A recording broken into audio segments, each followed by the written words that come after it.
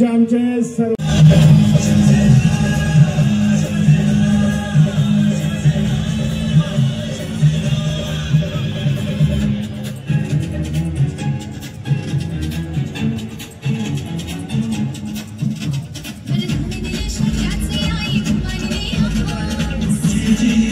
आवाज बंद करा। हॅलो,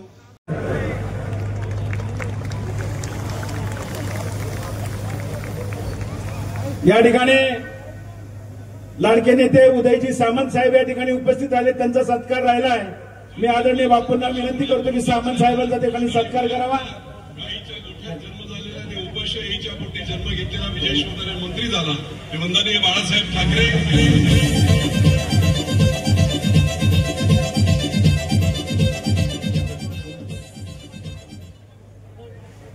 या ठिकाणी सामंत साहेबांचे पुरंदरच्या वतीने, मावडी कप्प गावाच्या वतीने विशेष आभार। आमची 2400 एकर जमीन तुम्ही विना अधिग्रहित केली, त्याबद्दल पुरंदरच्या जनतेच्या वतीने आपला हार्दिक आभार। मी या ठिकाणी बापूंना विनंती करतो की बापू, आपण पुरंदर हवेलीच्या जनतेला या ठिकाणी मार्गदर्शन करावं।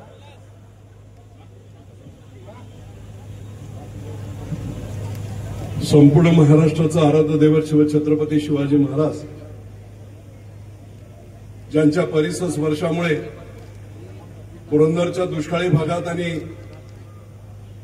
गाईच्या गोठ्यात व उपाशाहीच्या पोटी जन्म घेतलेला विजय शिवतारे महाराष्ट्राच्या मंत्रिमंडळापर्यंत पोहोचू शकला, ते वंदनीय बाळासाहेब ठाकरे, धर्मवीर आनंद दिघे साहेब, डॉक्टर बाबासाहेब आंबेडकर, महात्मा फुले या सर्वांनाच वंदन करून आजचा हा पुरंदरमधील आभार यात्रेचा दिवस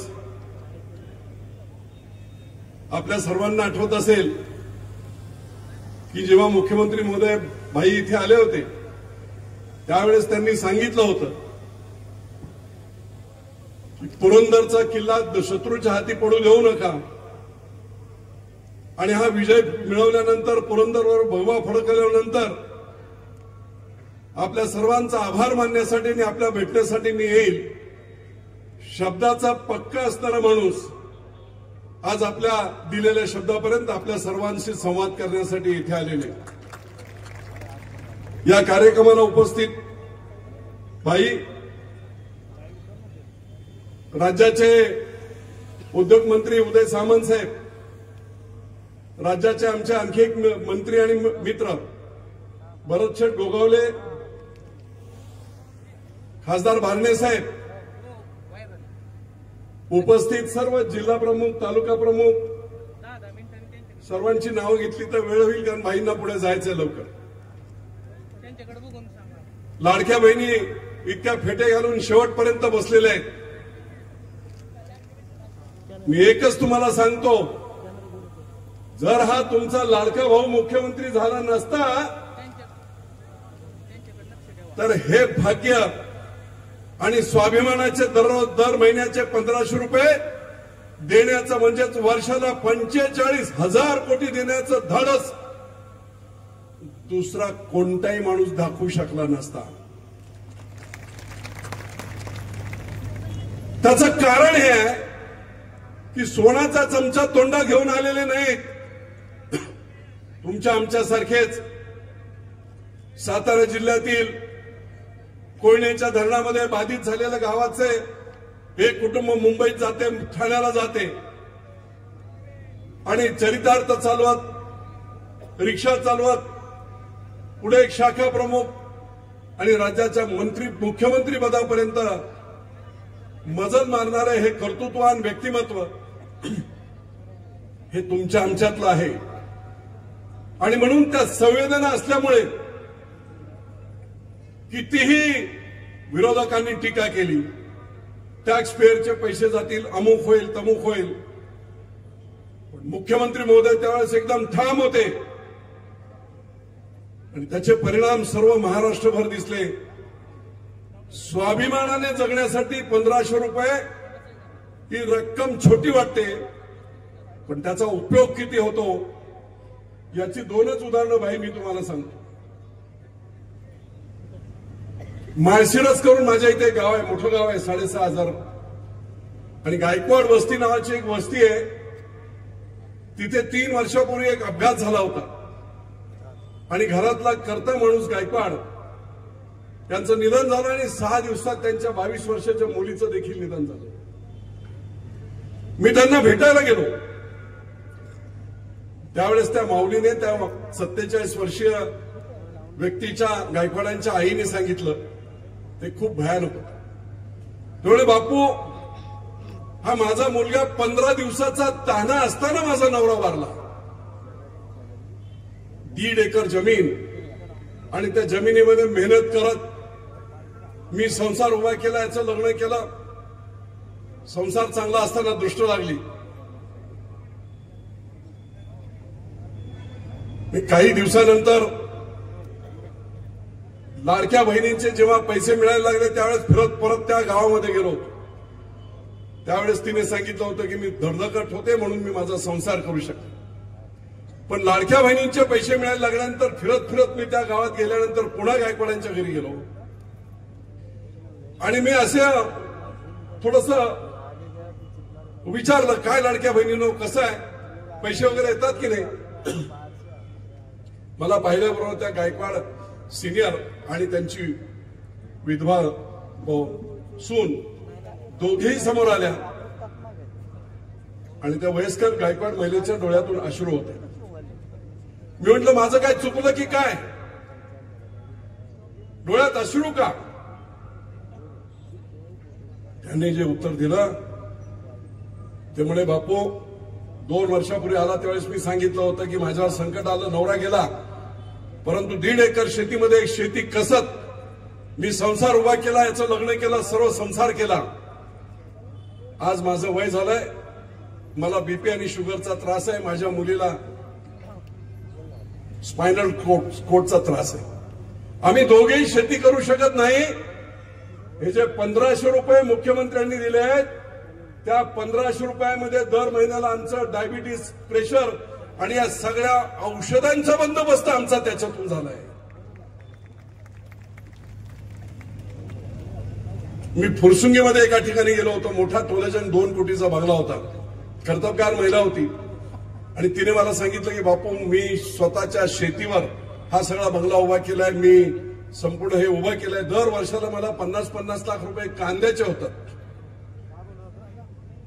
पण म्हणे, तू आता जे काही सांगितलं त्याच्यावर मला कळलं की मी आतापर्यंत पूर्ण आयुष्य या शेतीमध्ये हे करत मोठा संसार केला, पण माझ्या नवऱ्याने आज तक माझं खातं देखील उघडलं नाही. आता जेव्हा हे लाडक्या बहिणींचे पैसे यायला लागले त्यावेळेस माझं खातं उघडलं गेलं आणि आता नवरा मला विचारतो, आले का 1500 रुपये, आले का 1500 रुपये. प्रचंड पुण्याचं काम आपल्या हातून झालंय बाई. वेळ वेगवेगळ्या पद्धतीने येईल, पण या कोट्यावधी लाडक्या बहिणींचा आशीर्वाद आपल्याला प्रचंड उंचीवर घेऊन जाईल, जेणेकरून आणखी मोठं काम आपल्या हातून या महाराष्ट्राच्या जनतेसाठी होईल. निवडणूक अतिशय अटीतटीची झाली. शेवटपर्यंत तिकीट डिक्लेअर होईपर्यंत प्रेशर. त्याच्यानंतर निवडणूक सुरू झाली. निवडणुकीतल्या काही गोष्टी आपल्या लक्षात आल्या असतील, परंतु प्रचंड ताकदीने प्रत्येक मतदार भाई मावळा झाला. प्रत्येक मतदार लहान मुलांपासून, म्हणजे जेव्हा विजयी मिरवणूक निघाली, मी बाहेर आलो ऑफिसच्या सरकारी कचेरीच्या बाहेर, हे तुडून 20-25 हजार तरुणांची गर्दी. आपला चेहरा, याचं संपूर्ण श्रेय शिवसेनेचं काम आणि त्याचप्रमाणे आपलं काम. संवाद यात्रेच्या दरम्यान आपण शब्द दिले, एवढेच मी बोलतो. नंबर 1, गुंजवणीचं पाणी 1.5 वर्षाच्या आत पुरंदरमध्ये फिरणार म्हणजे फिरणार. जी वरून लाईन घ्यायची होती 6 किलोमीटर लाईन झाली सुद्धा. 6 किलोमीटर, जास्तीत जास्त 1.5 वर्ष बोलतोय. विमानतळाचा विषय गेम चेंजर आहे. परंतु लोकांना विश्वासात घेऊन सरकार आणि भाई आपण समृद्धी मार्गाच्या वेळेस 2 वर्ष अनेक रिपिटेशन झाल्या आणि काम होऊ दिलं जात नव्हतं, पण भाईंनी इतक्या तत्परतेने लोकांना विश्वासात घेऊन ते काम केलं. आणि हाच तो माणूस आहे ज्यांना विश्वासाने 701 किलोमीटर मधल्या लांबीच्या शेतकऱ्यांनी स्वेच्छा खरेदीने जमीन दिल्या, भूसंपादन नाही. आणि म्हणून आमच्या आशा खूप आहेत की विमानतळाच्या बाबतीत देखील सर्व शेतकऱ्यांना विश्वासात घेऊन काय करता येईल ते सरकारने करावं. तिसरा महत्वाचा प्रकल्प 24 जुलै रोजी उदय सामंत साहेब, आपण पहिल्यांदा आपला आभार मानतो पुरंदरच्या जनतेच्या वतीने की मावडी कपगावची 2400 एकर बागायत जमीन शेतकऱ्यांचा चहाही न घेता, जाहीररित्या सांगतोय मी, चहा देखील न घेता बाईंनी सांगितल्यानंतर आपण 2400 एकर जमीन सोडली, बागायती जमीन. आणि विषय इंडस्ट्रीचा निघाला. 24 जुलैला आमची बैठक झाली टी पार्कसाठी. आज पलीकडे हिंजवडीला वगैरे प्रचंड ट्रॅफिकमुळे बेस्ट जागा आहे. Connectivity, rare connectivity, railway connectivity, भरपूर पाणी आणि रोड कनेक्टिव्हिटी. त्यामुळे तो प्रस्ताव आहे. आपल्याला विनंती आहे की त्या 1450 एकरचं जे भूसंपादन महसूल करून घेऊन इथे केलं, आयटी पार्क झाले तर हजारो आमच्या तरुणांना नोकऱ्या मिळणार. पुरंदर उपसा आपण सर्वांनी पाहिलं असेल, 5 वर्ष बंद पडल्यासारखा होता. 2 महिन्यात 3 पैकी 2 पंप सुरू केले आणि आज संपूर्ण सगळ्या बाजूला पाणी होत आहे. 3रा पंप देखील आपण 1 महिन्यामध्ये सुरू करू. आणि त्याच्यामध्ये आमची एक मागणी आहे की पुरंदर उपसाचं पाणी वेगवेगळ्या ठिकाणी सोडून धरणापर्यंत, पाझर तलावापर्यंत जाते. ते सगळ्या पाझर तलावांच्या तोंडापर्यंत सोडण्याची पाईपलाईनची योजना व्हावी, अशा प्रकारचा एक प्रस्ताव दिलेला आहे. त्या प्रस्तावाला देखील आपण मदत करावी. निश्चितपणे एक वेगळ्या प्रकारचा प्रचंड फायदा, जास्तीत जास्त इरिगेशन त्याच्या माध्यमातून होणार आहे. आणखी एक अतिशय महत्वाकांक्षी प्रकल्प जो बारामतीच्या लोकांना, नेत्यांना देखील कधी सुचला नव्हता. बारामतीच्या पश्चिम पट्ट्यामध्ये 29 गावांमध्ये पियाला देखील पाणी नाही. पण ते माझ्या लक्षात आलं, नीरा नदीमधून 100 टीएमसी 50 टीएमसी पाणी वाहून जाते. नीरा भीमेला मिळते, उजनीच्या खाली सरळ कर्नाटकात जाते. आणि मग हे नीरा नदीतलं पाणी 5 टीएमसी उचलून सासवडवरून जाणाऱ्या करा नदीत टाकणे, नाझरे धरणात टाकणे, तिथून उपसा सिंचन करून पुरंदरच्या बाकीच्या दुष्काळी गावांना पाणी देणे. आणि त्याचबरोबरीने आजच माझी अजितदादांची देखील बोलणं झालं होतं की त्या 29 गावांना देखील पाणी देता येईल आणि कायमचा 50 वर्षाचा प्रश्न सुटेल. आणि म्हणून लोकांच्या प्रचंड अपेक्षा आपल्याकडून आहेत. बाई, दिलेला शब्द पाळणारा माणूस म्हणून अख्ख्या महाराष्ट्रात आपली प्रसिद्धी आहे.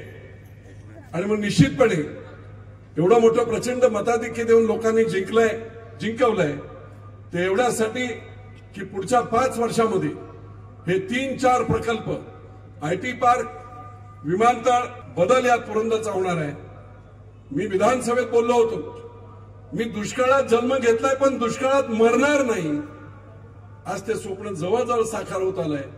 आणि म्हणून निश्चितपणे आपण सर्वांनी जो विश्वास दाखवला, बाईंनी सांगितलं होतं पुरंदर शत्रूच्या हातात देऊ नका. आमच्या लोकांनी ऐकलं बाई तुमचं. 4000 मतं मिळायची शिवसेनेला इथे. 2009 नंतर ही क्रांती या सर्व तरुणांनी केली, माझ्या शिवसैनिकांनी केली. शेवड्याचे नेते मला म्हणायचे, पण या शिवसैनिक नवीन सगळे तयार झाले आणि त्याच्या माध्यमातून एवढी मोठी क्रांती इथे झाली. निश्चितपणे हा पुरंदर इतका ऐतिहासिक आहे.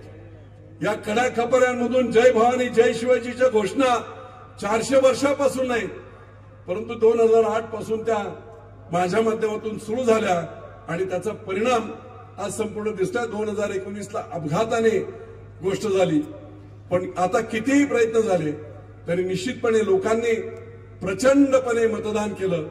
मी माझ्या सर्व शिवसैनिकांना, सर्व मतदारांना, सर्व लाडक्या बहिणींना साष्टांग नमस्कार करतो आणि तुमच्या सगळ्या आशा आकांक्षा हा विजय बापू पूर्ण करेल म्हणजे करेल हा शब्द देखील देतो आणि इथेच थांबतो.